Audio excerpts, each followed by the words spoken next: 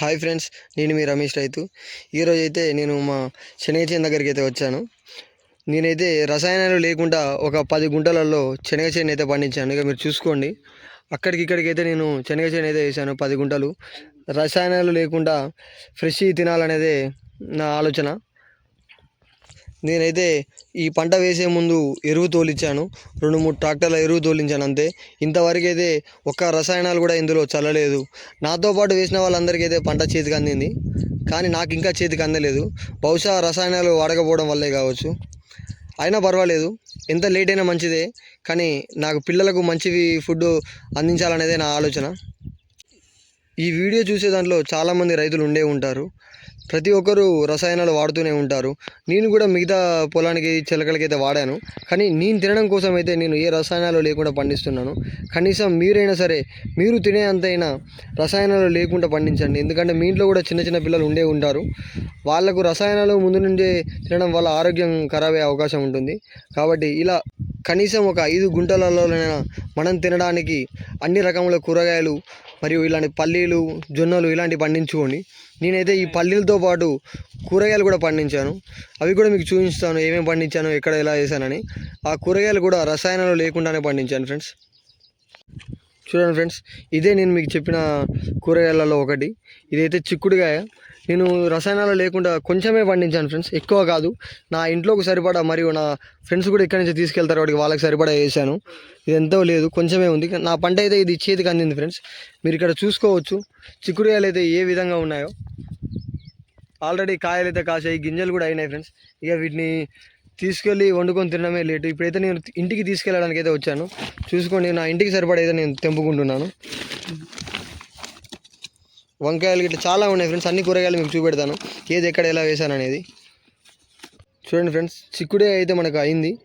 చూసారు కదా, నేచర్ నుంచి ఇలా న్యాచురల్గా మనం పండించాము. ఇలా గింజలు అయితే అయినాయి.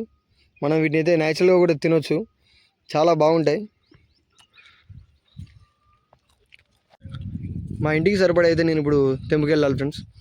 మా ఇంట్లో చాలామంది ఉంటాం, మాది ఉమ్మడి కుటుంబం కాబట్టి మాకు చాలా కూరగాయలు పడతాయి. ఇవాళ తెంపకపోయినాయి, ఇవాళ ఒకరోజు కూడా సరిపోవు. చూడండి ఫ్రెండ్స్, రసాయనాలు లేకుండా నేను పండించిన సొరకాయలు అయితే ఎంత అద్భుతంగా ఉన్నాయో చూడండి. చాలా లేటుగా పంట చేతికి అందింది, కానీ చాలా మంచిగా ఉన్నాయి సొరకాయలు. మీరు చూసి చాలా లేతయి, ఇట్లా గోరు దింపగానే దిగుతుంది. ఈ సొరకాయ అయితే నేను మొత్తం 1 గుంటలో వేసుకున్నాను. రసాయనాలు వాడకపోవడం వల్ల గడ్డి అయితే చాలా పెరిగింది. రేపు మా వాళ్ళు వచ్చి ఇదంతా తీయమని చెప్పాలి.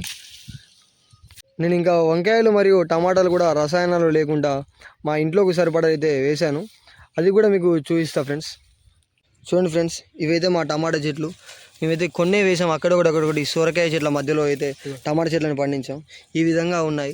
కొన్ని పండ్లు అయితే పండాయి, వాటిని అయితే మేము తెంపుకున్నాము ఇవి తీసుకెళ్ళడానికి అయితే. చూడండి, చాలా మంచిగా పండాయి. ఖరాబ్ అనేవి చాలా తక్కువ ఉంటాయి ఫ్రెండ్స్, ఎందుకంటే మనం రసాయనాలు వాడడం కాబట్టి పండిన కొంతవరకైనా పంట మంచిగా ఉంటుంది, మన చేతికి అందుతుంది. ఇవి తినడం వల్ల మన ఆరోగ్యం కూడా చాలా బాగుంటుంది. ఇప్పుడైతే నేను పండించిన వంకాయ చెట్లను కూడా చూపెడతాను ఫ్రెండ్స్. అవి కూడా మా ఇంట్లోకి సరిపడా కొన్ని చెట్లనే పండించుకున్నాము. అవి కూడా ఏ విధంగా ఉన్నాయో చూపెడతాము. చూడండి, టమాటాలు అయితే అక్కడో చెట్టుకి ఇలా 3-4 వెళ్ళాయి, సరిపోతాయి. నేను వేసాను ఒక 30-40 చెట్ల వరకు, అందులో ఒక 20 చెట్ల వరకు అయితే బతికాయి. చెట్టుకు 2-3 కాయలు వెళ్ళినా కానీ మాకు చాలా కాయలు అయిపోతూ ఉంటాయి. మా ఫ్రెండ్స్ కూడా ఇక్కడి నుంచి తీసుకెళ్తూ ఉంటారు ఉన్న చెట్ల కొన్ని కాయల నుండి. ఇప్పుడైతే మీకు మా వంకాయ చెట్లను అయితే చూపెడతా ఫ్రెండ్స్, పదండి. చూడండి ఫ్రెండ్స్, ఇప్పుడైతే మేము మా వంకాయ చెట్ల వరకు దగ్గరికి అయితే వచ్చాం.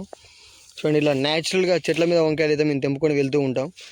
ఇవి కూడా ఎక్కువ చెట్లు వేయలేదు, ఒక 15-20 చెట్లు వేసి అందులో ఒక 10 చెట్ల వరకు అయితే మిగిలాయి. వాటికి కూడా ఖరాబ్ అనేది చాలా తక్కువ ఉంటుంది చెట్ల మీద, ఎందుకంటే రసాయనాలు ఉండవు కాబట్టి పండిన కొంత కాయ అయినా నీట్గా పండుతుంది. ఇలా ఫ్రెష్ కాయలే తింటాం ఫ్రెండ్స్ మేము.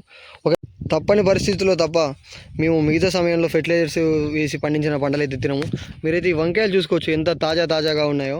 చూడండి, ఒక్క కాయకు కూడా ఖరాబ్ అనేది అయితే లేదు. కొన్నే కాయలు వెళ్ళాయి 10 చెట్లకు కలిపి, కానీ ఫ్రెష్ కాయలు కాబట్టి సరిపోతాయి. వీటిలో కొన్ని టమాటాలు వేసుకొని టమాటా వంకాయ కూర చేసుకొని తింటూ ఉంటాము. ఓకే ఫ్రెండ్స్, మీకు మా వీడియో నచ్చినట్టయితే వీడియోకి లైక్ చేయండి, ఛానల్ని సబ్స్క్రైబ్ చేయండి. ఇలాంటి మంచి వీడియోస్ కోసం మన ఛానల్ గంట సింబల్ని ఆన్లో పెట్టుకోండి. Bye friends, see you in the next video.